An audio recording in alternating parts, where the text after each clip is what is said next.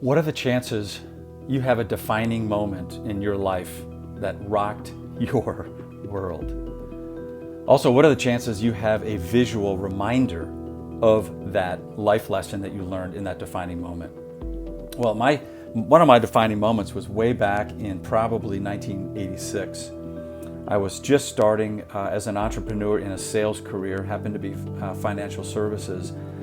And I was struggling. I was not disciplined. I did not have a plan. I did not follow what my boss was telling me that I should do. I thought I could do it a better way. One day, my wife woke up and her car wouldn't start. Now, her car was a 1977 Honda Accord with 200,000 miles. So I said, just take my car and I'll just try to figure out what to do with your car. So I had a 1977 Datsun 280Z, kind of a cool car coming out of college. And so I got to work on her car, and I knew the battery wasn't the problem, and I thought it was the starter. So I literally took the starter out of her car and went to the store, to the mechanic, auto supply store, to get a starter. And so the phone rings when I get home, and it's my wife, and she says, "Your car broke down. I'm in the middle of the intersection. I'm in a payphone. It's a lot of years ago. And what are we going to do?"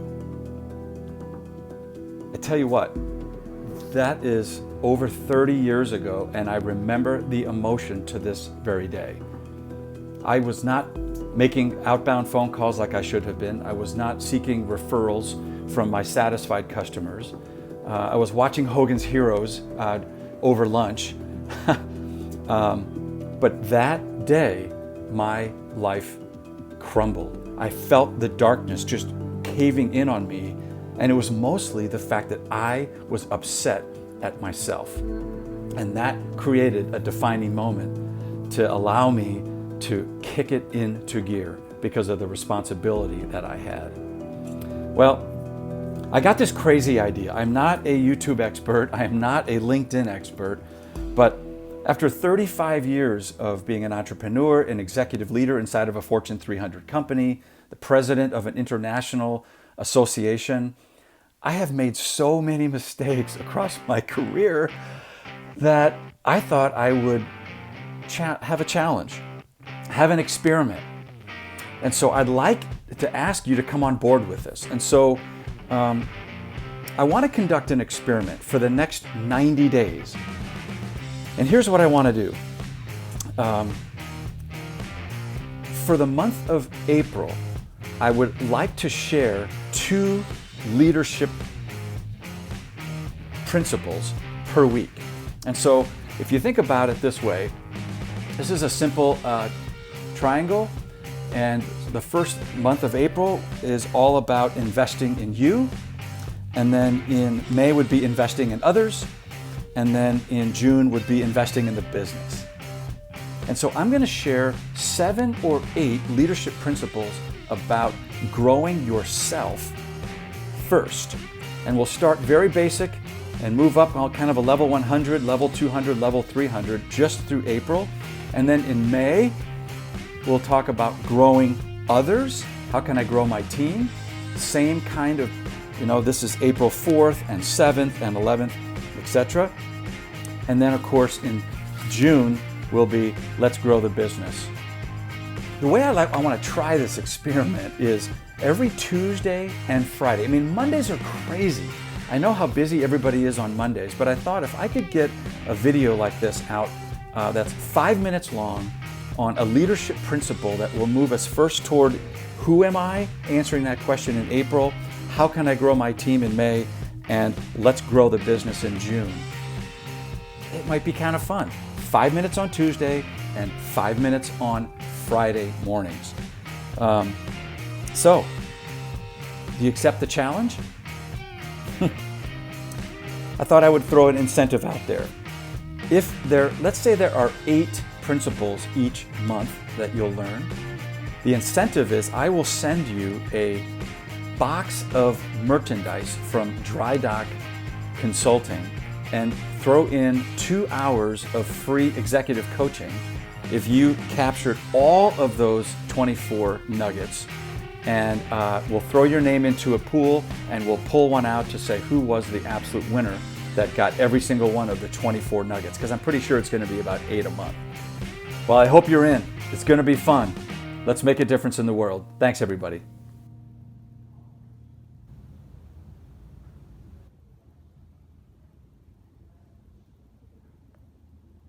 All right, here we go with the 90-day challenge. Leadership principle number 1, the Know Thyself principle. You know, Roy Vaden's become one of my favorite authors here recently, and he said, find your uniqueness so you can exploit it in the service of others. I love that. Find your uniqueness so you can exploit it in the service of others. So why is it important to know thyself? Number 1, we can really truly understand our unique ability, our strength to leverage, our superpower, and how many hours each week are we actually using that superpower. Number 2, exposing weaknesses, to know where I might need to shore up support around me. And number 3, when I know others around me, to begin to think about the respect that I can show for other types. Well, if I don't know myself, it's like this shed in my backyard, right? I think about inside of this shed are some pretty amazing tools that were handed down from my dad. So they were gifts from my dad. Number 2, I've got some amazing tools for about any job you'd need in a yard that I've got. And number 3, I've got equipment to make my life easier. Well, isn't that great? But the darn thing is closed. And so what good is it? I'm not leveraging any of it. Well, Roy Vaden also said, you are always most powerfully positioned to serve the person you once were. So what can I do, you say? How do I know myself to follow through on this number 1 principle? Here's what I want to recommend that you do. Go to your search engine and type in Your Enneagram Coach. ENNEAGRAM, Your Enneagram Coach, and take the test. I love this test. My wife has taken it, and it's improved our marriage. Most of our friends have taken it. Our adult kids have taken it.